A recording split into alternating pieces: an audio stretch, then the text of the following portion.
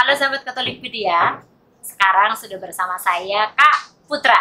Teman-teman mungkin yang sering nonton Katolikku Keren pasti udah familiar banget dengan kakak kita yang satu ini. Nah sekarang hari ini kita mau tanya-tanya ini prosesnya, suka duka dan perjalanannya dalam membangun Katolikku Keren di YouTube sama di TikTok. Yang followernya TikTok pasti kenal banget nih, familiar dengan suaranya. Oke Kak Putra, selamat siang. Salve, hai Katolikpedia. Apa kabar? Semuanya baik ya. Oke. Kak Putra, ini pertanyaan yang kayak kita ngobrol santai aja ya. Nah, kenapa namanya Katolikku Keren? Bukan Katolik apa ya? Katolik Info atau Katolik Roma atau apa? Katolikku Keren gitu. Oke, Del.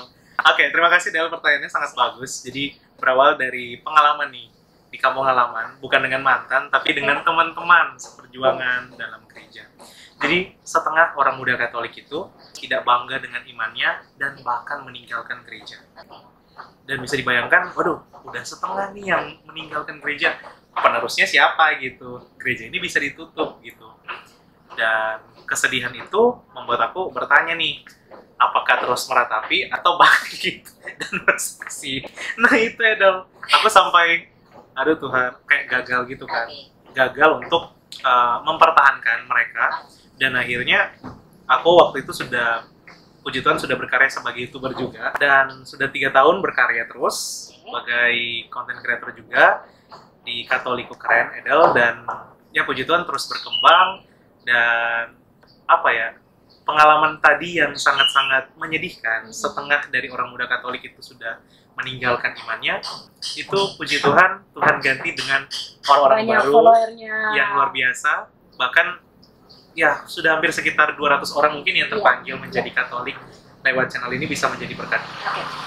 Terus sukanya itu selain yang tadi membuat konten request dari subscriber, juga ada apa ya, hasilnya panenan iman. Jadi di Katolikku Keren, khususnya di komentar YouTube atau juga DM Instagram, ada beberapa followers puji Tuhan tuh bukan Katolik. Tapi mereka DM, gimana sih caranya menjadi Katolik seperti kita?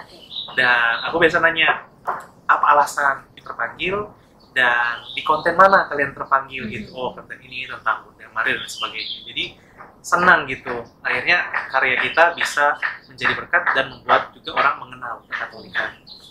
Dukanya nih sekarang banyak banget dukanya. Ini yang harus kita tahu. Dukanya apa aja nih di balik nama besarnya? Yang pertama mungkin waktu ya, Del. Bagi-bagi waktu itu berat banget karena jujur memegang 2 channel tuh berat juga. Sama kayak Edel juga ada channel kan.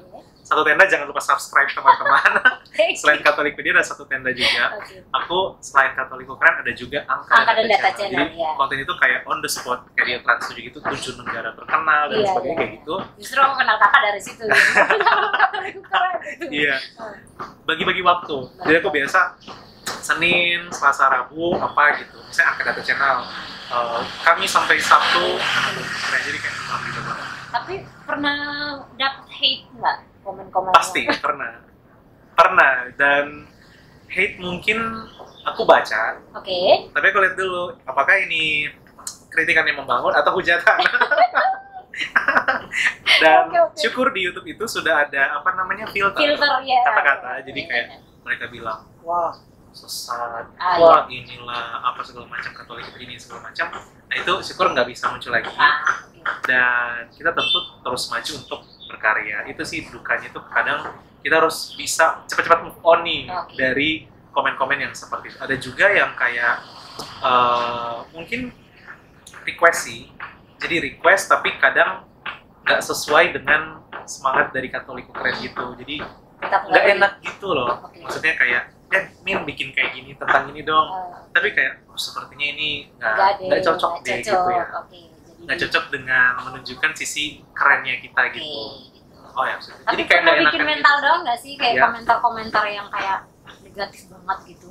Kan orang bebas ya di YouTube itu bebas berkomentar. Tapi kan kita admin ini kan baca nih komentar, meskipun nggak ditampilkan itu kan kita baca, tetap berpengaruh ke mental nggak sih, kayak aduh kayaknya hopeless nih bikin konten gitu.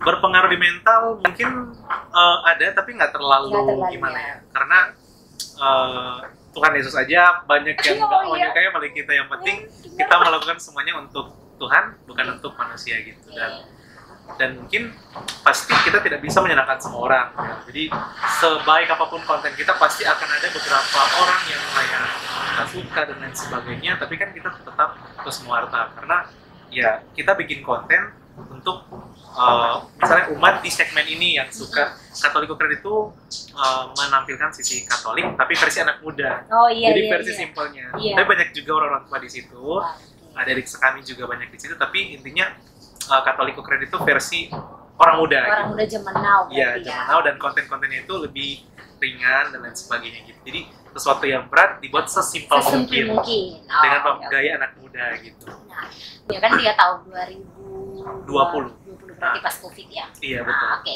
Nah, dari 2020 sampai 2023 itu kan udah berjalan dari TikTok. Kayaknya followernya lebih banyak ya? Apa? YouTube lebih Oh, YouTube lebih banyak.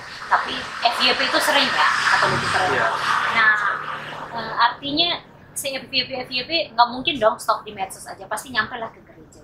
Iya. Gimana tanggapan gereja? Mungkin kalau gereja terlalu umum ya, lebih ke keuskupannya kakak gitu, ke apa konten-konten yang kakak bikin, Katolik Keren, tanggapan gereja. Oke.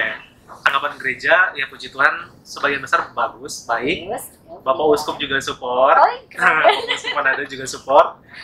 Bapak Uskup Emeritus juga suka nonton. Oh, oke. Itu beliau Romo pembimbing yang bilang juga. Ada Ah, beberapa oke. Romo juga suka nonton. Tapi di sisi lain mungkin ada beberapa Romo juga yang kayak ngasih masukan, oh perbanyak konten ini dan lain sebagainya. Ada juga beberapa umat yang kayak oh perbanyak konten yang ini jenis ini dan sebagainya. Mungkin itu jadi tantangan tersendiri gimana cara kita mengelolanya dan nggak lari dari semangat Katoliko Keren gitu. Dan ya sejauh ini puji Tuhan positif.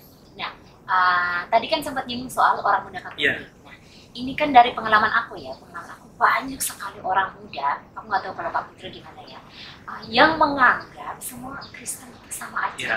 Jadi minggu ini tuh dia gerejanya di gereja Katolik, bisa jadi bulan depan dia gerejanya di gereja yang lain Iya. yang bukan gereja Katolik Iya. gitu. Nah, menurut Kak Putra sebagai dari pengalaman 3 tahun bangun channel Katolik, bergerak di dunia Katolik, artinya meskipun kita nggak sama kayak Iya. imam ya, tapi Iya. setidaknya kita belajar banyak hal tentang Katolik gitu. Nah, tanggapan Kak Putra dari sisi OMK dan juga dari sisi pewarta digital itu gimana menurut Kakak? Oke. Kalau menurut aku OMK yang dalam tanda petik jajan kali ya,